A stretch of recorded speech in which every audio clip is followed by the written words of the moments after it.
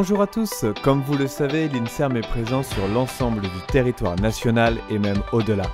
Alors à l'occasion de la Fête de la Science, nous avons décidé de vous ouvrir les portes de nos laboratoires. Aujourd'hui, nous nous rendons dans la belle ville de Paris.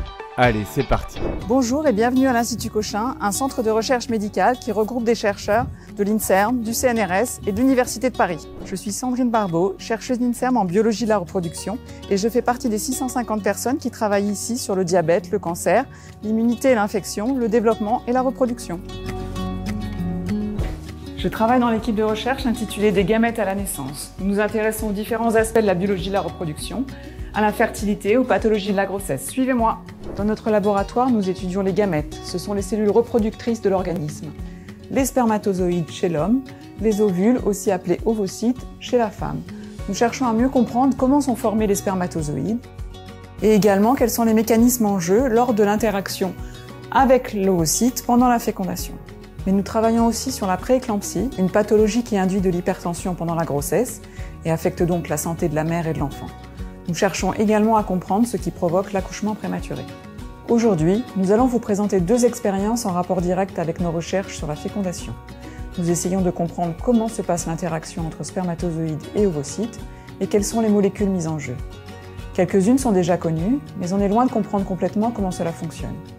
Nous suspectons qu'un gène soit impliqué dans cette interaction et joue un rôle important. Pour en savoir plus, nous allons utiliser des ciseaux moléculaires pour couper ce gène et voir ce qu'il se passe quand il ne peut plus s'exprimer. Allons vérifier avec Com si nos ciseaux moléculaires ont bien fonctionné. Bonjour, je suis Komi Ali Radio, assistant ingénieur dans l'équipe. J'ai réalisé donc une amplification par PCR pour vérifier si le gène a été bien cassé dans le génome. Le résultat de cette PCR peut être observé sur un gel et je vais vous montrer comment ça marche. Je dépose les échantillons colorés en bleu dans les puits de ces gels. Et je vais appliquer un courant électrique pour séparer les échantillons. Ensuite, sous la caméra, nous allons voir le résultat. On voit que certains individus ont bien perdu le gène et que ce sont eux qu'il faudra étudier en comparaison d'autres individus sains. Merci Com. Nous allons maintenant pouvoir regarder avec Marie les conséquences de la cassure de ce gène sur la capacité des spermatozoïdes à féconder l'ovocyte.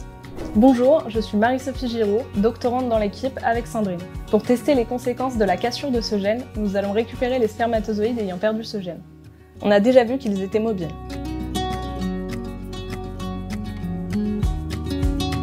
Aujourd'hui, on réalise une expérience de fécondation in vitro en les mettant en présence d'ovocytes dans une boîte de culture.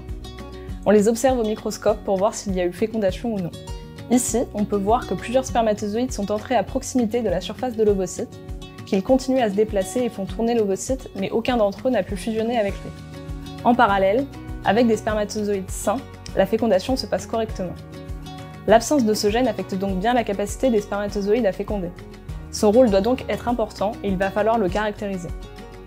Ces expériences vont nous permettre de mieux comprendre la fécondation. Nous travaillons avec des médecins qui reçoivent en consultation des patients infertiles. Nos travaux vont permettre de diagnostiquer des anomalies génétiques et ainsi de proposer des thérapies adaptées. Nos recherches pourraient également permettre de développer de nouveaux moyens contraceptifs. Merci, la visite est terminée, je vais reprendre mes expériences.